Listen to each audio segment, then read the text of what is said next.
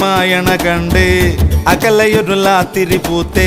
വയൽ താണ്ടിയെത്തുന്നുണ്ടേ വിരുന്നുകാര്